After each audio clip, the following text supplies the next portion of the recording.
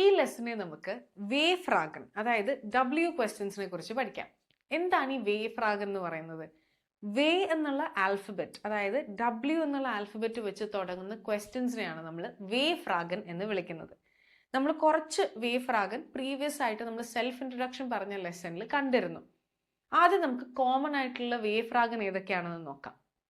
V, വേർ, വാസ്, welche, wann, wo, wohin, woher.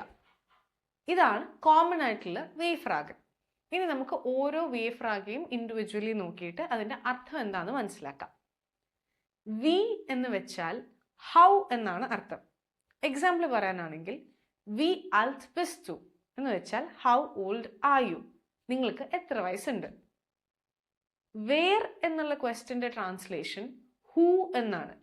ഇവിടെ ഒരു എക്സാമ്പിൾ പറയാനാണെങ്കിൽ വേർ ബിസ്റ്റ് ടു എന്നായിരിക്കും. അതായത് ഹൂ ആർ യു, നിങ്ങൾ ആരാണ് എന്നാണ് അതിന്റെ ട്രാൻസ്ലേഷൻ.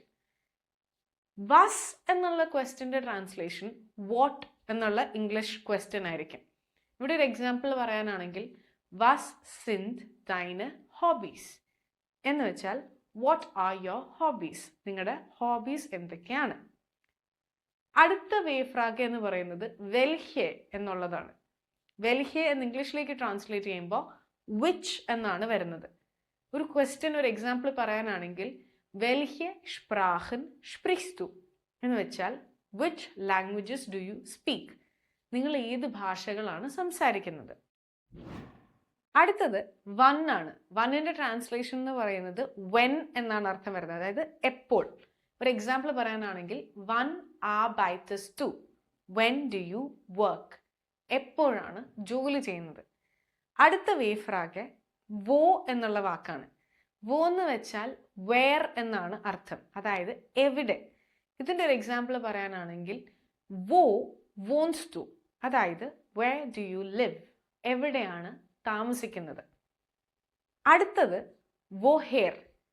വോഹേർ എന്ന് വെച്ചാൽ ഫ്രം വേർ, അതായത് എവിടെ നിന്ന് എന്നാണ് അർത്ഥം വരുന്നത്. ഇനി ഇതിനൊരു എക്സാമ്പിൾ പറയാനാണെങ്കിൽ വോഹേർ കോംസ് ടു, അതായത് from where are you coming, എവിടെ നിന്നാണ് വരുന്നത്. ആൻഡ് അവസാനത്തെ വേ ഫ്രാഗ് വോഹിൻ എന്നുള്ളതാണ്. വോഹിൻ എന്ന് വെച്ചാൽ വേർ ടു, അതായത് എങ്ങോട്ട് എന്നാണ് അർത്ഥം വരിക. ഇതിൻ്റെ എക്സാമ്പിൾ പറയാനാണെന്നുണ്ടെങ്കിൽ വോഹിൻ ഗേസ് ടു, അതായത് എങ്ങോട്ടാണ് പോകുന്നത്, where are you going to എന്നാണ് അർത്ഥം. ഇനി നമുക്ക് ഈ വേ ഫ്രാഗിന്റെ സമ്മറി ഒന്ന് നോക്കാം.